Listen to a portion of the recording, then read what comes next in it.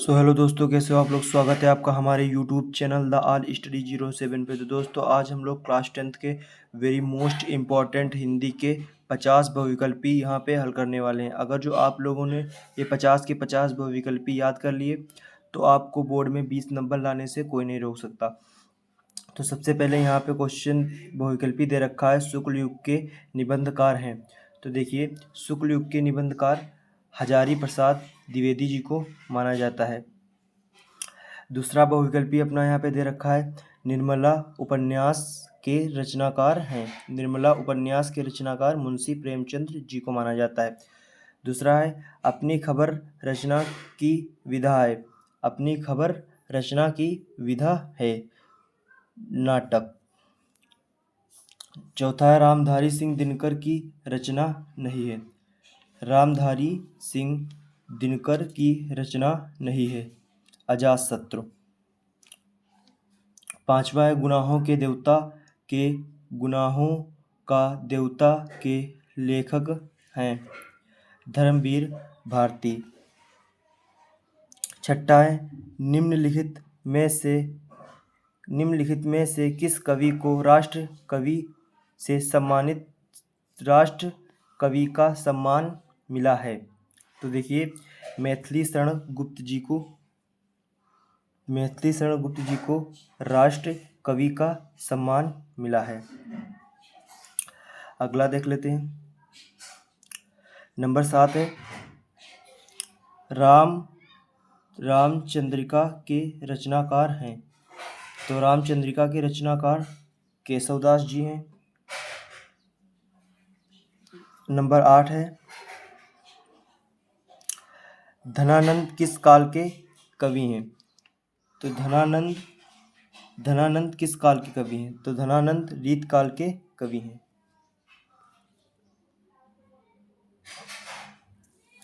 Number 9 देख लेते हैं, छायावाद काव्य के प्रमुख विशेषता है। तो छायावाद काव्य की प्रमुख विशेषता क्या है। प्रकृति का मानवीकरण, यही आपका सही हो जाएगा बहुविकल्पी। नंबर 10 देख लेते हैं, तार सप्तक के 7 कवियों को किसने राहों के अन्वेषी कहा है। तो इसमें सी वाला सही हो जाएगा।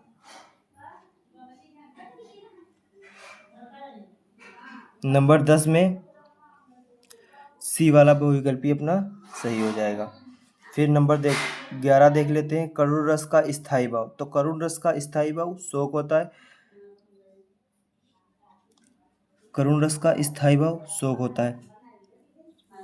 नंबर 12 देख लेते हैं, भूरे बालों की सी कतरन छिपा नहीं उसका छोटापन उपर्युक्त पंक्तियों में प्रयुक्त अलंकार है। तो इसमें नंबर 12 में कौन सा अलंकार हो जाएगा। उपमा अलंकार। नंबर 12 में उपमा अलंकार हो जाएगा। अब हम अगला देखते हैं। तो यहाँ पे 13 नंबर, छंद पढ़ते समय आने वाले विराम को क्या कहते हैं। तो छंद पढ़ते समय आने वाले विराम को यति कहते हैं। अभ्यास शब्द में किस उपसर्ग का प्रयोग किया गया है। तो अभ्यास शब्द में अभि का प्रयोग किया गया है।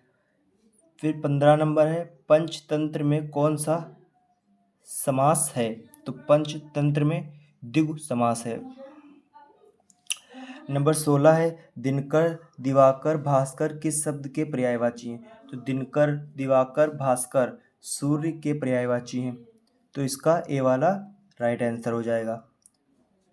17वां देख लेते हैं, युवम शब्द में कौन सा विभक्ति एवं वचन है।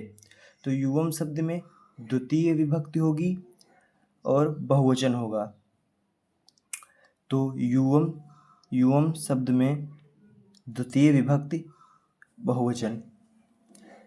नंबर 18वां देख लेते हैं हम, मोहन द्वारा चित्र बनाया गया इस काव्य में वाच्य है। तो इस काव्य में वाच्य कर्मवाच्य, क्योंकि मोहन द्वारा कर्म किया गया। कर्म क्या किया गया, चित्र जो है चित्र बनाया गया, तो ये कर्मवाची हो जाएगा। नंबर 19 देख लेते हैं। सूरज निकला और चारों ओर प्रकाश फैल गया, उपयुक्त काव्य किस प्रकार का है। तो सूरज निकला और चारों ओर प्रकाश फैल गया, उपयुक्त काव्य किस प्रकार का है, संयुक्त। नंबर 20 देख लेते हैं। कौन सा शब्द सर्वनाम है, मोहन, बगीचा, तुम, सच्चा। तो यहाँ पे तुम जो है वो राइट आंसर हो जाएगा। तो नंबर 21 है। केशवदास काव्यधारा के कवि हैं। केशवदास काव्यधारा के कवि हैं, तो रीतिबद्ध। नंबर 22 है। रीतिकाल की रचना है। रीतिकाल की रचना है राम चंद्रिका। रीतिकालीन कवि हैं पद्माकर। रीतिकालीन कवि पद्माकर को माना जाता है। आधुनिक काल की समयावधि है। आधुनिक काल की समयावधि 1843 ईस्वी से वर्तमान तक, यानी कि अब तक है। निम्नलिखित में आधुनिक काल के कवि नहीं हैं, तो इसमें बिहारी और भूषण ये आधुनिक काल के कवि नहीं हैं, तो ये गा नंबर इसका राइट आंसर हो जाएगा। नंबर 26, निम्नलिखित में से आधुनिक काल की विशेषताएं कौन सी हैं। तो जीवन के यथार्थ की प्रधानता, बौद्धिकता की प्रधानता, ये दोनों अपने राइट आंसर हो जाएंगे, यानी कि गा वाला इसका सही आंसर हो जाएगा। नंबर 27 है। भरतेंदु युग किस काल के अंतर्गत आता है। तो ये आधुनिक काल के अंतर्गत आता है। नंबर 28 है। अद्भुत आलाप के कवि हैं महावीर प्रसाद द्विवेदी। अब हम आगे देख लेते हैं।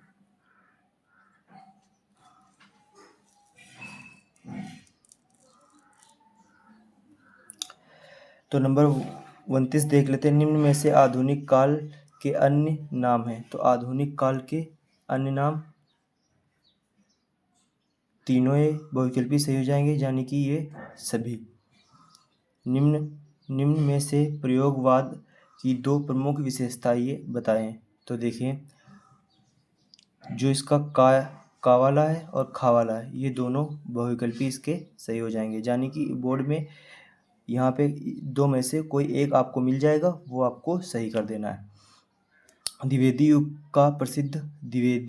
का प्रसिद्ध कवि हैं मैथिली शरण गुप्त।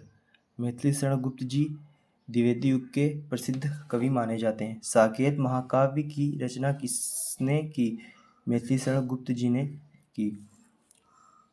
छायावाद युग के प्रमुख लेखक हैं राम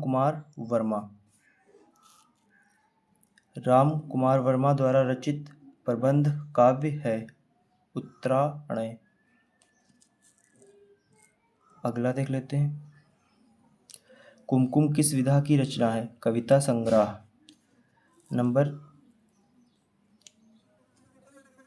36 देख लेते हैं। छायावाद के आस्थावादी कवि हैं हरिवंश राय बच्चन। तो नंबर 37 है। प्रगतिवादी युग के दो प्रवृत्तियां या विशेषताएं कौन सी है।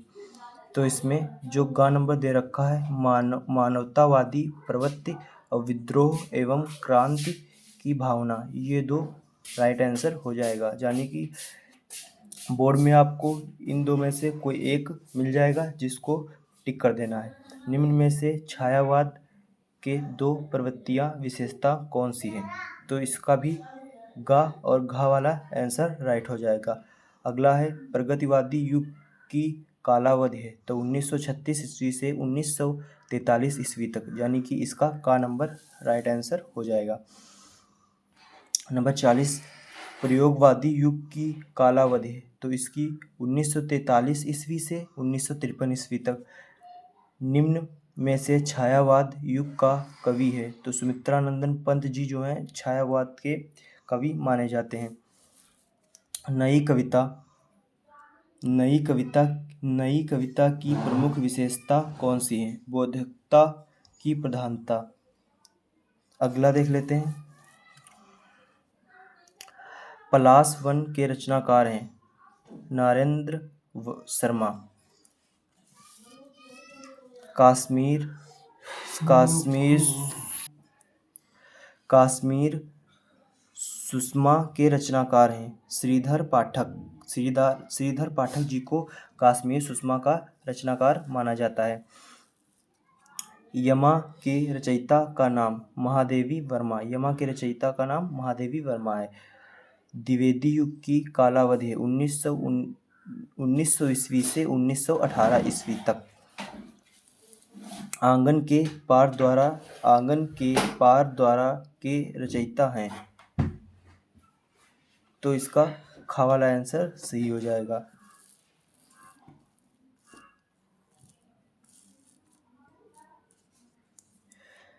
तीसरा शतक कब प्रकाशित हुआ? तो ये 1959 ईस्वी में प्रकाशित हुआ था। निम्न कथनों में से एक कथन सही है, उसे पहचान कर लिखिए। तो इसका खा वाला आंसर एकदम राइट हो जाएगा। महादेवी वर्मा द्वारा कावित्री है। तो महादेवी वर्मा द्वारा छायावाद युग की है।